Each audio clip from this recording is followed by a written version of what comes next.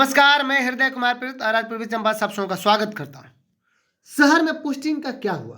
के पाठक साहब ने एक स्टेटमेंट दिया था। जब सक्षमता उत्तीर्ण हमारे शिक्षक फॉर्म नहीं भर रहे थे तो उन्होंने कहा था कि जो सबसे अधिक अंक लाएंगे, अधिक नंबर जिनका आएगा सक्षमता परीक्षा में, उनकी पोस्टिंग हम शहर में करेंगे।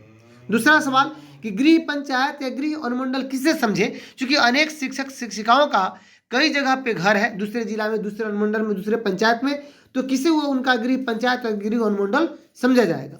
और तीसरी बात कि सक्षमता मेरिट का उन्हें फायदा मिलेगा क्या होगा सक्षमता मेरिट का? ये सिर्फ सक्षमता परीक्षा देने वालों के ही मेरिट का फायदा मिलेगा या बीपीएससी से जो बहाल शिक्षक हैं उनको भी मेरिट का फायदा मिलेगा? और ये मेरिट का जो फायदा मिलेगा वह राज्य स्तर पर होगा या जिला स्तर पर होगा? तो चलिए, अगर आप मेरे चैनल पर नए हैं तो मेरे चैनल को सब्सक्राइब जरूर कीजिएगा, अगर बेल आइकन जरूर दबाइएगा। अगर ये वीडियो आपको अंत तक अच्छा लगे तो सबसे अधिक इसे शेयर कीजिएगा। आइए बात करते हैं सबसे पहले कि शहर में पोस्टिंग का क्या हुआ। चूंकि हमारे नियोजित शिक्षक जब फॉर्म नहीं भर रहे थे तो इस तरह का स्टेटमेंट दिया गया था। वास्तव में क्या है नियमावली में, मार्गदर्शन में क्या है, तो इसके पहले मैं गृह पंचायत और गृह अनुमंडल को स्पष्ट कर देना चाहता हूं कि जिनका 2 जगह स्थान है तो किस स्थान से आपका आवासीय प्रमाण पत्र बना है उसी को मान्य समझा जाएगा। साथ में आप जब इस शिक्षक को उस पोर्टल पर जब आवेदन कीजिएगा तो आपके जो पूरे डिटेल्स दिए गए हैं कि गृह पंचायत यानी आपका होम एड्रेस है, परमानेंट एड्रेस, उसको देख लीजिएगा। अगर कुछ गड़बड़ हो तो उसको सुधार करने के लिए डीपीओ को दे दीजिएगा।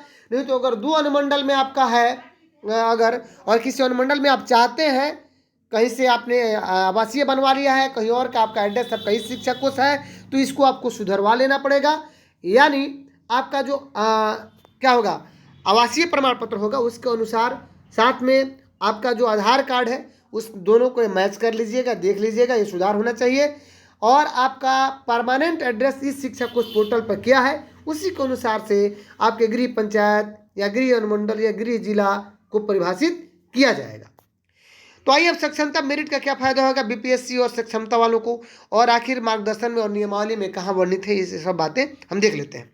सबसे पहले बात कर लेते हैं जो भी मार्गदर्शन आया है उसमें बहुत ही इंपॉर्टेंट बात एक है। देखिए 5 नंबर जो कंडिका है इसको हम पढ़ते हैं कि सक्षमता उत्तीर्ण स्थानीय निकाय के शिक्षक शिक्षिका द्वारा लॉगिन करने के उपरांत सक्षमता परीक्षा का आवेदन संख्या एवं रोल नंबर स्क्रीन पर स्वतः प्रदर्शित हो जाएगा। ये 5 नंबर बहुत ही महत्वपूर्ण है कि स्वतः जब प्रदर्शित हो जाएगा अर्थात ये आपको शो करेगा कि सक्षमता परीक्षा में आपका मेरिट लिस्ट क्या है, जैसे ही आपका आवेदन संख्या और रोल नंबर आएगा।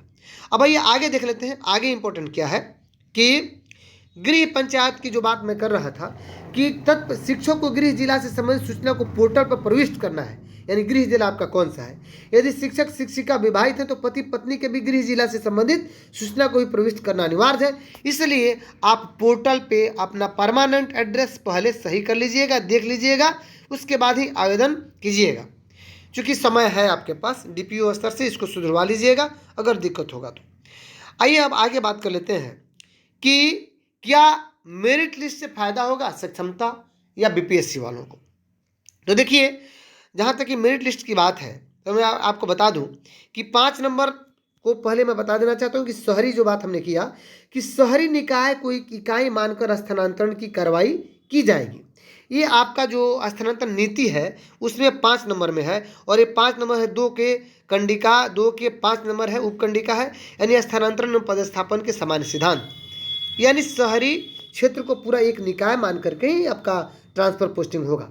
तो जो मेरिट में है, जिनका सक्षमता में अधिक मार्क्स है या बीपीएससी में अधिक मार्क्स है, तो पहले विशिष्ट वालों को मेरिट में रखा गया, उसके बाद बीपीएससी वालों को। तो फायदा तो इसमें सक्षमता उत्तीर्ण शिक्षकों को होना है जिनका अधिक मार्क्स है। आइए अब एक और बात करते हैं। क्योंकि मेरिट लिस्ट जो बनेगी वो जिला स्तर पर भी बनेगी और राज्य स्तर पर। क्योंकि अभी आपका ट्रांसफर पोस्टिंग राज्य स्तर पर होने जा रहा है, मुख्यालय स्तर से, इसलिए राज्य स्तर पर आपके मेरिट लिस्ट को ध्यान में रखते हुए आपका ट्रांसफर पोस्टिंग किया जाएगा। और बाद में जो 5 साल पर जो किया गया है कि हर 5 साल पर आपका ट्रांसफर पोस्टिंग होगा, तब जिला स्तर पर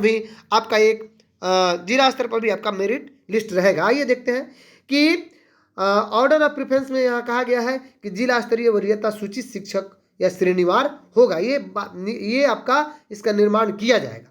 लेकिन चूंकि अभी आपका जो ट्रांसफर पोस्टिंग राज्य स्तर पर हो रहा है, इसलिए प्रथम चरण में सभी प्रकार के शिक्षकों यानी स्थानीय निकाय के शिक्षकों को छोड़कर कि स्थानांतरण एवं पदस्थापन